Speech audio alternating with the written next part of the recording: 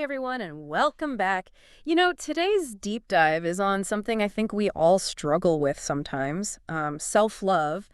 And how exactly are we supposed to, actually love ourselves in a world where it feels like we're always comparing ourselves to others? It's so true. That whole constant comparison thing is kind of at the heart of it, isn't it? Yeah, It's like we're programmed to size ourselves up next to everyone else, and social media just throws gasoline on that fire. totally. You're Yeah. hit with everyone else's highlight reel 24/7. It's like perfect vacations and amazing bodies, exciting careers. And it's so easy to fall into that trap of, well, why isn't my life that glamorous? Well, Right. right. And the thing is, those picture perfect moments people post, those aren't the whole story. Everyone, and I mean everyone, has insecurities and bad days and stuff they're dealing with. It just doesn't always make it onto the gram. Yeah. So true. But even when you know that logically, it doesn't always make it that much easier to handle those not good enough feelings when they come up. Why is it so dang hard to escape that comparison trap, even when we know it's not the whole picture? Well, our brains, they're kind of hardwired to compare. Like way back in the day, it was a survival thing, right? Yeah. Helped us figure out where we fit in. But the thing is, now we're not just comparing ourselves to our neighbors. It's like we're bombarded with images and stories from all over the world. And they're often, let's face it, carefully curated to Mm. show this idealized version of reality. It's like comparing apples to, well, to perfectly photoshopped apples. And it's not even just about how we look, right? There's this pressure to reach these unrealistic standards in every single part of our lives, careers, relationships, even down to having the right kind of houseplants. Speaking of those highlight reels, that pressure we feel to achieve these unrealistic standards, that's something you specifically mentioned in your request for this deep dive. Yeah, it's easy to internalize this idea that there's one right way to live, Yeah. like a predetermined path to happiness and success, what we see modeled online all the time. And then we see those images and our brains just kind of absorb these messages about what our own lives should look like. And then when we don't measure up, because let's be real, who actually lives like that? That's when it starts to really mess with our self-esteem. Exactly. That's why it's so important to remember that self-love, it's not about achieving some perfect ideal. Yeah. It's about embracing the messy, the imperfect, the completely human reality of who you are right here, right now. I love that shift in perspective. So instead of stressing about some unattainable ideal, it's more about recognizing that we are already worthy of love and acceptance, just as we are. Exactly. And that means accepting all of ourselves, not just the parts we think are Instagram worthy. Hey, in your notes, you mentioned that you see self-love as more of a journey than a destination. Can you tell me a little bit more about what you mean by that? Sure. Self-love isn't just a switch you flip on and then boom, you're done. It's an ongoing process. It's Yeah. about showing up for yourself with kindness and compassion, even when it's hard. It's about knowing there will be ups and downs, times when you doubt yourself, and times when you really need to dig deep to find that self-acceptance. So if comparing ourselves is actually working against us and self-love is a journey, not a destination, what are some practical things we can do to start to shift our mindset? Mhm.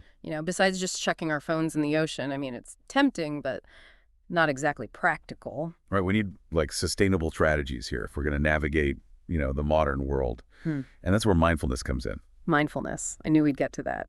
You mentioned wanting to dig into some really practical mindfulness techniques to help cultivate self-love. Can we talk about that a little more? Totally. So mindfulness, right? It's really about, at its core, bringing your awareness to the present moment, without judgment. It's about noticing those thoughts, especially the ones that are super self-critical, but not letting them carry you away.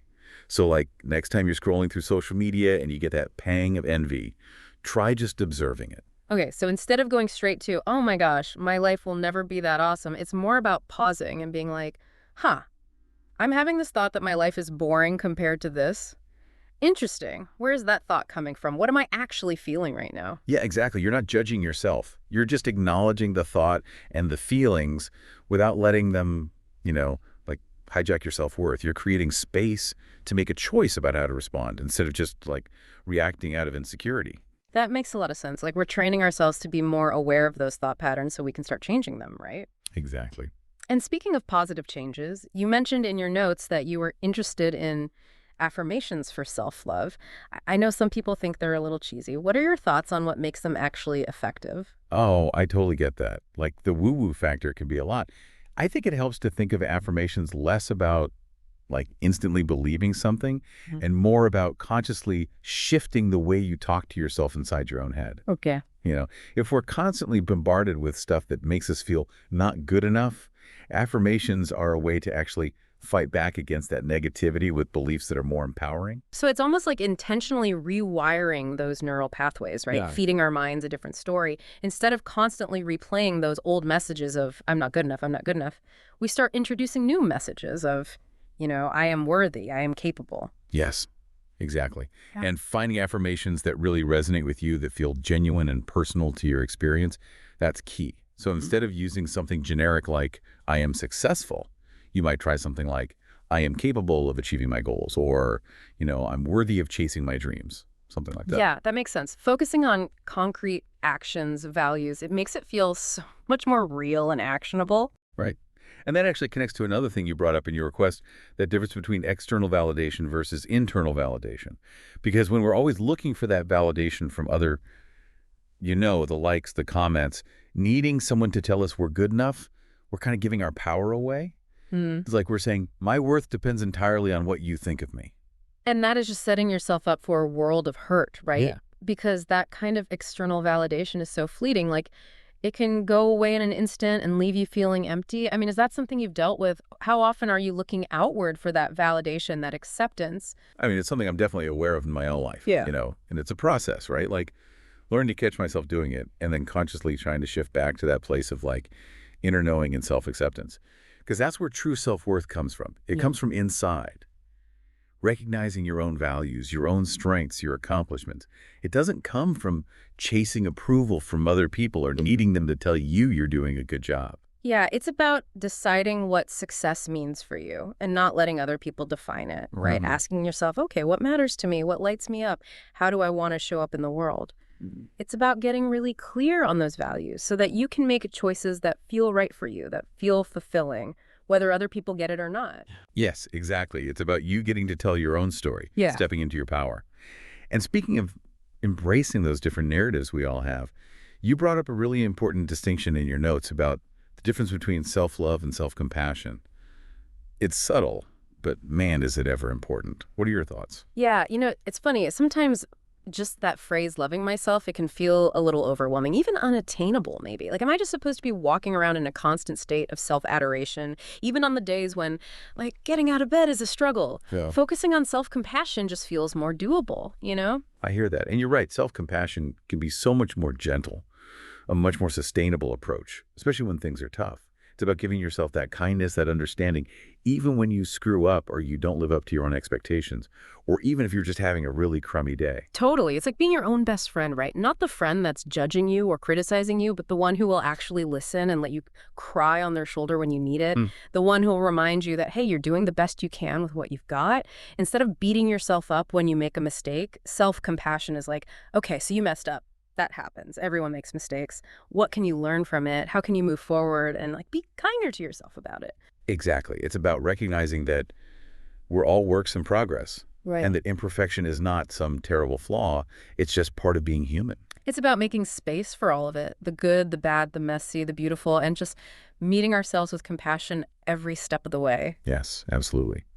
In your notes, you mentioned creating a self-compassion toolkit.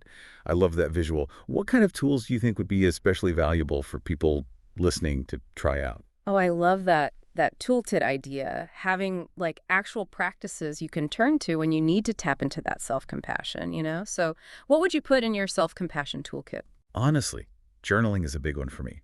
I can't tell you how helpful it is to just spend a few minutes writing down whatever's on my mind. No judgment, just getting it out. It's like I'm processing my emotions and giving myself that compassionate listening ear all at the same time. Yeah, I get that. Creating a space to just be with those feelings and not feel like you have to judge them or push them away. What else helps you tap into that self-compassion? Gratitude practices are huge for me. Like, it's so easy to get caught up in everything we don't have, right? But taking time to really appreciate the good things, even if they seem small, can totally shift your whole perspective. It's a good reminder that even on the hard days, there's still so much to be grateful for. It's like hitting the reset button, right? Instead of focusing on what's wrong, you're looking for what's good. And that can make a big difference. Sometimes it's just about appreciating those little things, A sunny day, a good cup of coffee, a nice chat with someone you care about. Exactly. Those little moments, they really add up. And, speaking of challenging those negative thoughts we have about ourselves, we have to talk about perfectionism. In your notes, you mentioned that you see perfectionism as kind of a self-love killer. Why is that? It's like perfectionism sets these crazy high standards that no one could actually live up to, you know? And then, of course, we fall short, which just leads to self-criticism and disappointment. You end up feeling like you're never good enough. It's like setting yourself up for failure right from the start because no one can be perfect all the time. It's impossible. Exactly. And the ironic thing is that by chasing this idea of being perfect, this impossible thing, we can end up holding ourselves back from actually taking risks, from going after what we're passionate about, from really owning who we are. It's like we're so afraid of failing, of not being good enough, that we end up playing it safe and missing out on all these opportunities to learn and grow and really create a life we love. So it's like perfectionism keeps us small, right? Yeah. So how do we start to break free from that? How do we go from needing to be perfect to a place where we can actually accept ourselves, imperfections and all, and just enjoy the journey? Well, I think it starts with recognizing that for a lot of us, perfectionism is a habit. It's something we learned, like a way of trying to get validation or approval from other people. Maybe you grew up in a family where achievement was super important, or making mistakes meant that you weren't good enough, that kind of thing. Mm. And those messages, we take them in and they become these beliefs that shape how we see ourselves and how we move through the world, even if we don't realize it. So it's about recognizing those messages when they come up, those critical voices in your head, and starting to question them. Yeah. Like next time you hear that voice that says, you're not good enough, try asking yourself, wait a minute, is that really true? Is this thought actually helpful? Or is it holding me back? It's about taking those negative thoughts, those self-imposed limitations, and replacing them with something more empowering, right? Choosing to focus on what you've accomplished, how resilient you are, your capacity for growth. And I think that's where self-compassion comes in again, doesn't it? Big time. When we can show ourselves kindness and understanding, even when we mess up, it takes the pressure off that need to be perfect. It helps us embrace that messy, imperfect beauty of being human. And celebrate those small wins, those little moments of progress, no matter how tiny they might seem. Yes, because all those little steps, they add up. They're all part of the journey. That's a great point to end on, I think. Self-love, it's not this finish line you cross, you know? It's not something you check off your list and you're done. It's a practice. It's something you have to show up for day after day, even when it's hard. It's about learning to embrace the entire journey, all the messy parts included, and celebrating the amazing, unique person you are. I love that. Beautifully said. And listeners, we want to hear from you. What's one small act of self-love that you're going to do for yourself today? Tell us about it on our socials and let's keep this conversation going. Until next time, keep exploring, keep learning, and keep embracing this beautiful, messy journey of being you.